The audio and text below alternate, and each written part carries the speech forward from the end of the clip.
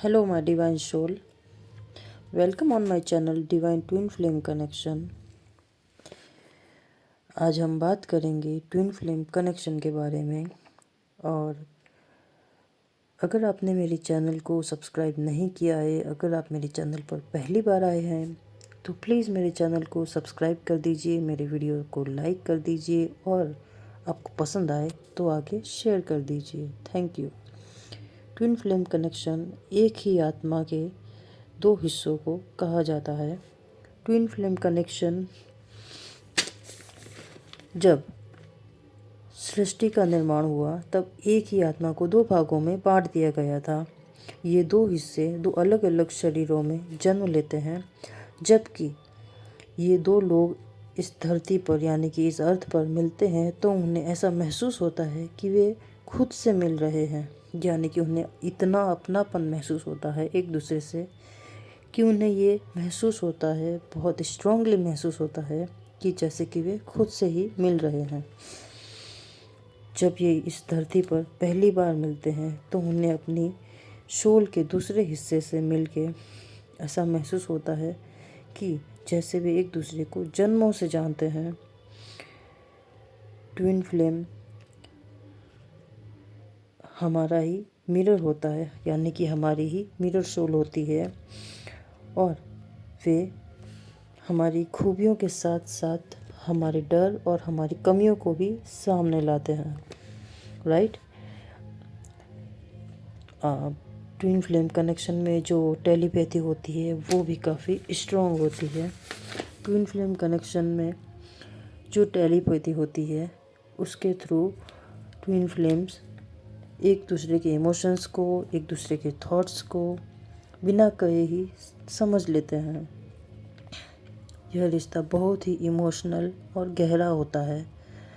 इसमें शांति के साथ साथ उथल पुथल साथ साथ चलती है, यानी कि इस रिश्ते में जितनी शांति आप महसूस करेंगे ना, उतनी ही इस रिश्ते के आपकी लाइफ में आने के बाद उथल पुथल हो जाएगी। यानी कि स्ट्रगल और कंफर्टेबल दोनों साथ साथ चलते हैं। तो चलिए, इस रिश्ते में यानी कि ट्विन फ्लेम कनेक्शन में कुछ स्टेजेस होते हैं, उनके बारे में मैं आपको बताती हूँ शॉर्ट में। पहला जो स्टेज होता है वो है यूनियन, जब आप अपने ट्विन से पहली बार मिलते हैं। दूसरा जो होता है उसे कहते हैं बबल फेस, जिसमें कि एक दूसरे से मिलना मिलाना, एक दूसरे के साथ में अपनी खुशी भरी बातें शेयर करना, अच्छा वक्त बिताना। तीसरा होता है सेपरेशन, जिसमें कि दोनों सेपरेट हो जाते हैं, एक दूसरे से दूर हो जाते हैं। अवेकनिंग, जो कि चौथा स्टेज है, जिसमें कि दोनों ही ट्विन सोल अपनी अपनी अवेकनिंग में आगे बढ़ते हैं।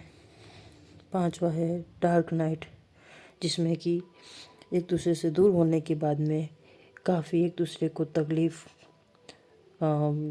देना, खुद आंसुओं के सहारे पूरी रात बिताना, उसे ही कहते हैं dark night of the soul.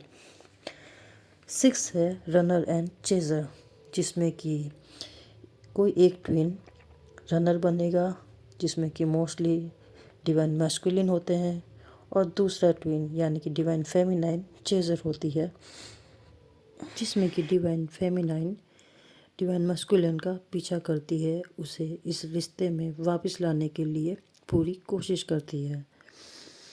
Seventh जो स्टेज होता है वो है सरेंडर, जब डिवाइन फेमिनाइन अपनी सारी कोशिशें करके थक जाती है तो आखिरकार वह गॉड के सामने, डिवाइन के सामने सरेंडर कर देती है कि जो अभी आपको सही लगे वो आप कीजिए, बाकी वो सब कुछ अपना गॉड के ऊपर छोड़ देती है।